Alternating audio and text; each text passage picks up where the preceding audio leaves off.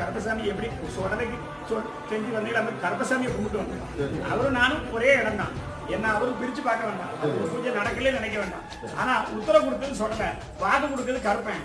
இன்னொரு கருப்பன் தெற்கிருந்து வருமா, ஒருத்தருந்து பாரு, எல்லாத்தையும் நல்லபடியா ஆக்கிட்டாரு. மனங்களை நல்ல அப்படி எந்த பதட்டம் இல்லாம வச்சுக்கணும். பதட்டம் இல்லை. ஆனா பார்த்து சொல்றது கருப்பசாமி கூட இருக்கேன். கருப்பசாமிக்கு நீதி ஞாபகம் முடிஞ்சு என்னை கும்பிடும் போது சுத்தம். நான் கருப்பசாமி கும்பிட்டு சொல்றேன். அதனால தான் அங்க என்ன நடந்தாலும் விட்டுருவேன்.